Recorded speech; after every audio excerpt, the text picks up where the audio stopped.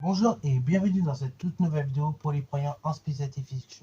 Donc ici dans cette vidéo on va s'intéresser à la notion d'interaction électrostatique et je vous propose un petit exercice.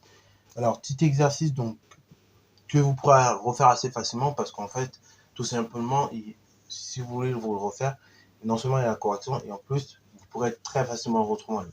Ok, c'est des exos du livre Hachette et là c'est un exo en plus qui est corrigé donc c'est simple à refaire. Voilà, donc si vous avez vraiment la flemme, voilà, vous pouvez aussi faire des exos comme ça qui sont quand même des bons exos aussi d'entraînement de base sur les chapitres. Voilà, je vous conseille fortement aussi faire des exos corrigés. Ça, c'est un vrai conseil. Parce que les exos corrigés, parfois, ils vous montrent des méthodes de base qui vont servir dans le chapitre, mais pas que. Alors, bon, bref, pas de la parenthèse. Donc, on revient sur notre exercice, donc sur l'atome diode. Je vous laisse mettre la vidéo en pause. Et ensuite, on va tout simplement corriger afin que vous voyez un petit peu comment ça se résout. Sur ce, donc, correction de cet exercice numéro 1. Donc, ici, atome diode, ok, voilà. Et donc, on demande tout simplement de montrer que, première question, la masse du noyau d'un atome diode est tout simplement Mi égale 2,11. Donc, ici, c'est fois 10 puissance moins 25 kg. Donc là, je ne sais pas si sur votre version c'est corrigé, mais en tout cas, dans sa mienne, il y avait une petite coquille. Voilà, c'est donc bien 2,11 fois 10 puissance moins 25 kg. Juste le gars est positionné au mauvais endroit. Voilà, ça arrive. Ensuite, montrer que la charge électrique, la charge de ce noyau et QI est égal à 8,48 fois 10 puissance moins 18 coulombs. Ok, voilà. Donc là, pareil, une petite coquille. J'espère que sur votre version, c'est corrigé en tout cas, afin que vous puissiez bien comprendre l'énoncé. Donc, on va déjà faire ces deux premières questions, partie 1, et ensuite, on va tout simplement passer aux autres. Ok, tout simplement. Donc, question 1A. Alors, pour cette première question, donc là, on va montrer que la masse du noyau d'atome diode, donc c'est Mi égale 2,11 fois 10 puissance moins 25 kg. Donc là, on va mettre d'abord ce que l'on cherche. Donc on cherche Mi. Pour cela, donc, on a la chose suivante. Donc là, on regarde bien les données que nous avons sur le côté. Donc, du coup, on a la constante d'Avogadro, 6,02, 10 puissance moins 22, 10 puissance, alors même pas moins 22, d'ailleurs 10 puissance 23, mol moins 1. Et donc, on a tout simplement la masse molaire. Donc, la masse molaire ici, de l'atome diode, elle vous est donnée, c'est 126,9 grammes par mol. Alors là, si on regarde déjà ces données-là, est-ce que, par hasard, on ne pourrait pas extraire la masse? Bon, on a des grammes, on a des mol moins 1, donc on peut faire quelque chose, en effet. Donc, là, le but, c'est quoi? D'arriver à des grammes. Donc, si tu divises des grammes par mol par des mol moins 1, les mols, ils vont s'annuler, parce que j'ai mol moins 1 sur mol moins 1, donc ça fera 1. Et donc, le gramme divisé par 1 ou multiplié par 1, ça fera des grammes. Ok? Donc, du coup, on se rappelle que tout simplement la masse, donc Mi, on peut l'écrire comme la donc constante d'Avogadro sur donc la masse molaire. Enfin, masse molaire plutôt, même l'inverse, sur constante d'Avogadro. Ok, afin d'arriver directement à la masse. Donc Mi, c'est égal donc ici 126, donc ici 9 divisé par 6,02 10 puissance 23. Donc là, ne soyez pas étonnés, oui, vous allez obtenir une valeur plus petite, normale. Donc, quand vous effectuez le calcul, normalement, vous trouvez du 2,11 10 puissance moins 25. 10 puissance moins 25 kg. Enfin, grammes dans un premier temps. Donc, 10 puissance 22. Donc, en grammes, d'abord, vous trouvez 10 puissance 22 grammes. Et après, quand vous convertissez, il se trouve que Mi, donc quand on passe en kilogrammes, ça sera 2,11 10 puissance moins 25. Ok, kilogrammes. Voilà. Voilà, donc ça c'est pour cette première question. Question 2, donc montrer que la charge de ce noyau QI est égale à 8,48 10 puissance moins 18 coulombs. Donc question B, maintenant, donc déterminer la charge de ce noyau. Donc là on cherche C. Et donc on cherche QI. Donc pour cela, on va mettre ce que l'on a. Donc on a tout simplement le nombre, ici le numéro atomique Z. Z égale 53. Ok, donc c'est-à-dire qu'on a 53 protons dans le noyau. Ok, bravo. Et comme un noyau est neutre, on aura aussi du coup 53 électrons par conséquent. Ok. Alors du coup, on a Z égale 53. Ça, c'est une première information très très intéressante. Et j'ai la valeur donc de la charge élémentaire. Ok, donc la charge élémentaire c'est Q. Donc Q égale 1,60 10 puissance moins 19 coulombs. Ok, donc on peut mettre Q égale 1,60 10 puissance moins 19 coulombs. Alors faut se rappeler quelque chose au niveau de la charge élémentaire. La charge élémentaire, petit rappel que je fais parce que je n'étais pas trop parlé de ça dans le cours. La charge élémentaire d'un élément chimique c'est quoi? C'est tout simplement la charge portée de façon générale par un électron, un noyau, un proton. Ok, bravo.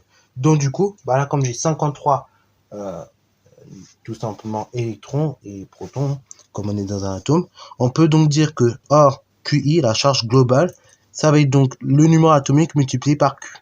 Ok, donc par la charge élémentaire. Ok, voilà. La charge élémentaire, d'ailleurs, c'est pas Q, c'est E, pardon. Décidément, ça arrive. Donc QI égale 53 multiplié par 1,70 puissance moins 19, donc coulomb. Et donc quand vous faites les calculs là, pas de conversion ici, mais vous obtenez 8,48 fois 10 puissance moins 18 coulombs. Ok, bravo. Alors ensuite, donc question 2.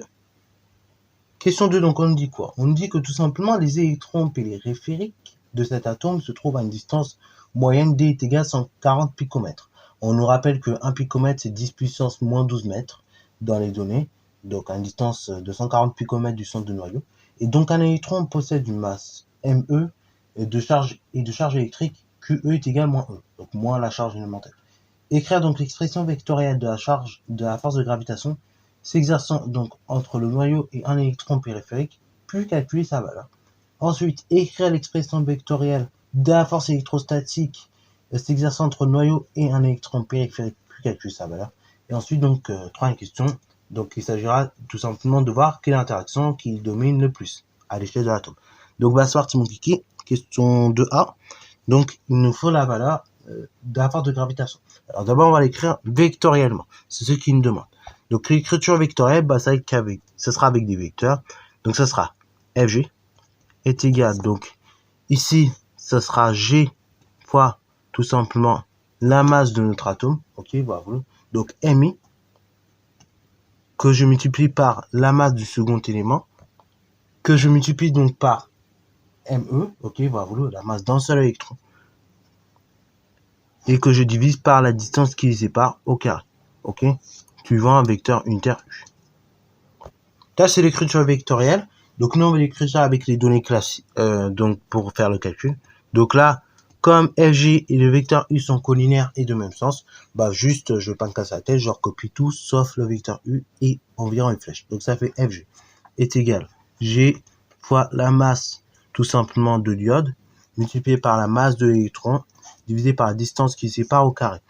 On met ce qu'on a en rappel en petites données. Donc, données, on a quoi? Bah, on a G est égal à 6,67 10 puissance moins 11 newton kilogramme, enfin newton d'abord, mètre carré, kilogramme au carré. Ok.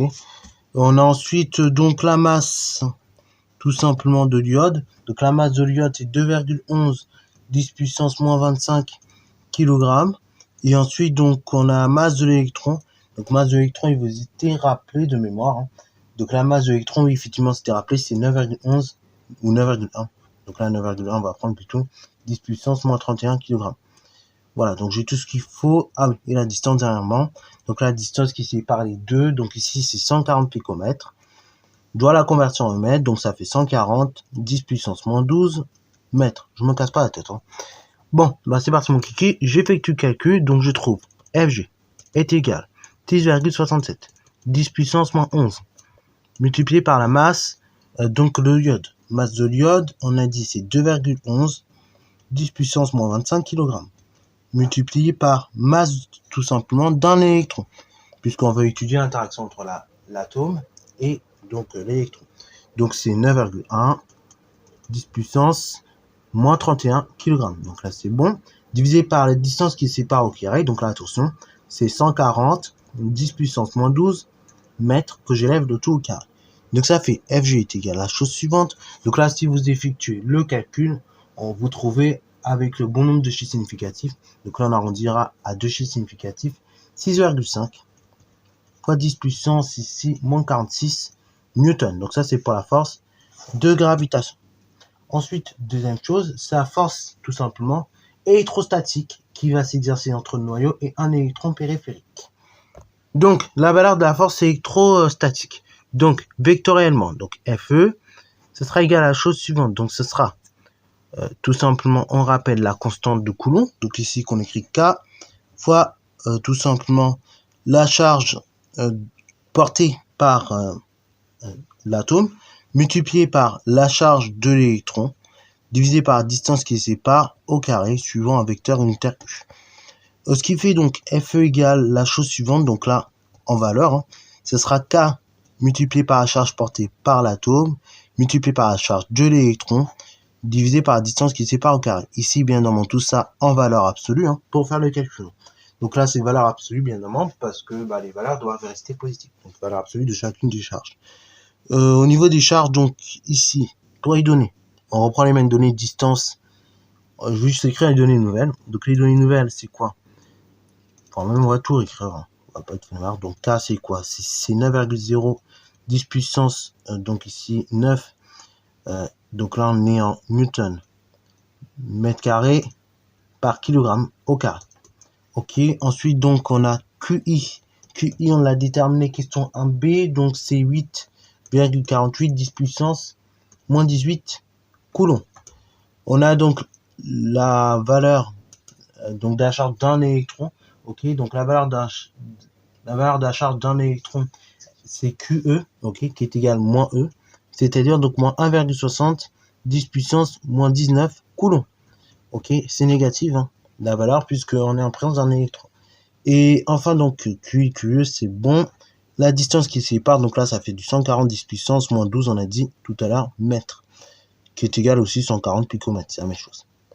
Donc en place, ça fait Fe égale 9,010 puissance, donc ici 9, multiplié par valeur absolue, ici donc de 8,48 10 puissance, donc ici moins 19, que je multiplie par valeur absolue de 1,60, de moins 1,60 10 puissance moins 19, divisé par la distance qui sépare au carré. Donc 140 10 puissance moins 12. Ce qui fait donc Fe égale la chose suivante. Donc là, normalement, si vous effectuez les calculs, je vous donne direct la valeur.